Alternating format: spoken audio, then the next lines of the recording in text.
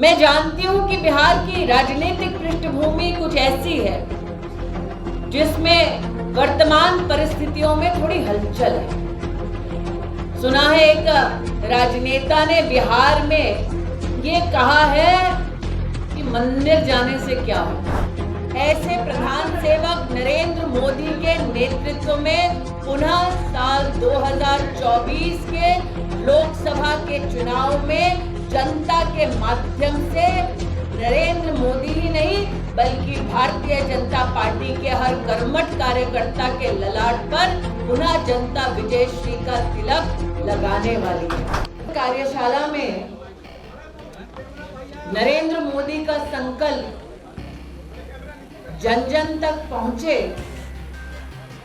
और जनता जनार्दन का आशीर्वाद, जनता जनार्दन की विकसित भारत की कल्पना हम सब एकजुट होकर इस पर वार्ता कर सके, नरेंद्र मोदी के ध्येय को, उनके कार्यशैली को जन जन तक पहुंचा सके।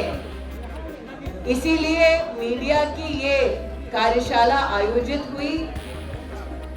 मीडिया कार्यशाला को सफल स्वरूप देने के लिए मैं मीडिया टीम को बहुत बहुत बधाई, बहुत बहुत अभिनंदन देती हूँ।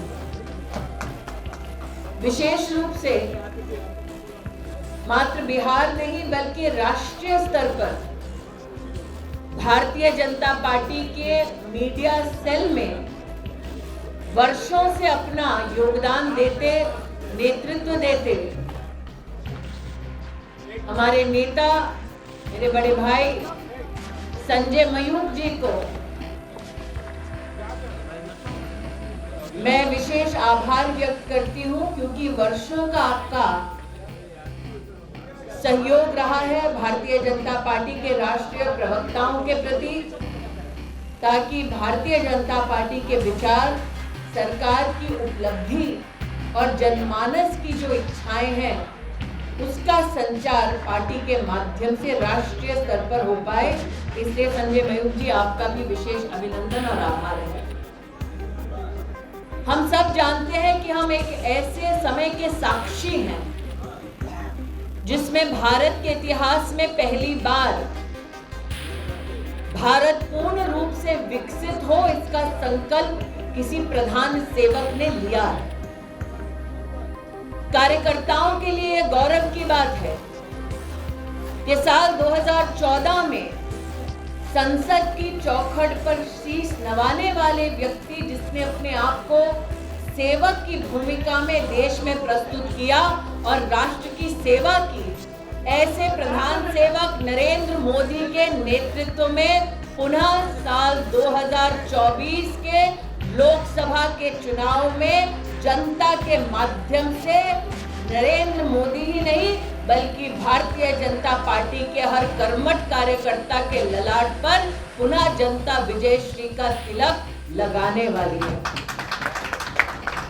लेकिन विजयश्री का ये संकल्प, विजयश्री की ये घोषणा कोई साधारण घोषणा नहीं है।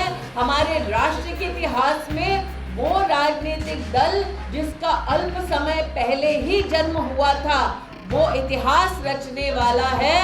उस राजनीतिक दल का एक प्रतिनिधि लॉन्गेस्ट सर्विंग प्राइम मिनिस्टर की श्रृंखला में देश में आने वाला है। लेकिन मैं याद दिलाना चाहती हूं आपको कि जब सेवा करने का मौका मिला साल 2013 में, भारतीय जनता पार्टी ने जब नरेंद्र मोदी को प्रधानमंत्री के उम्मीदवार के रूप में प्रस्तुत किया, तब देश में क्या माहौल था। घोटाला चाहे कोयला का हो, घोटाला चाहे स्पेक्ट्रम का हो, घोटाला चाहे खेल का हो, कांग्रेस और यूपीए के नेताओं का नाम उन घोटालों में शीर्ष पर था।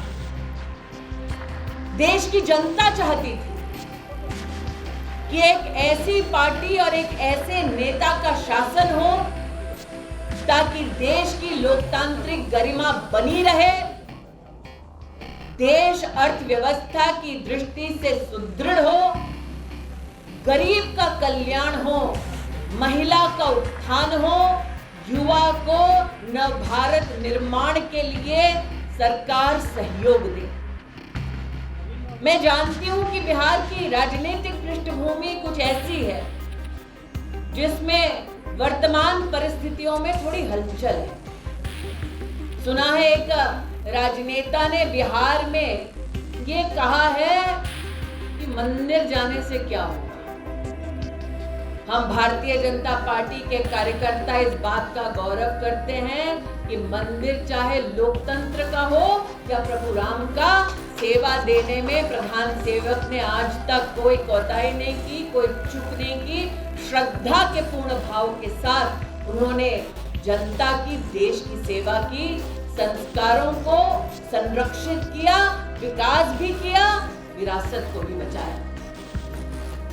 और इस देश की सबसे बड़ी विरासत, विकास की सबसे बड़ी पूंजी है हमारा देश का गरीब, जिसके उत्थान के लिए नरेंद्र मोदी ने 10 वर्षों तक बिना एक दिन थमे, बिना एक दिन रुके अपना योगदान दिया। इसलिए आज भारतीय जनता पार्टी के कार्यकर्ता विशेष रूप से आनंदित हैं ये कहते हुए कि साल 2015 से लेकर 2021 का आंकड़ा कोई अगर उठाकर देख ले, 13 करोड़ 50 लाख भारतीयों को गरीबी से उबार कर राष्ट्र में विकास के पथ पर ले जाने वाली एक ही पार्टी है भारतीय जनता पार्टी, और एक ही नेता है नरेंद्र दामोदर दास मोदी।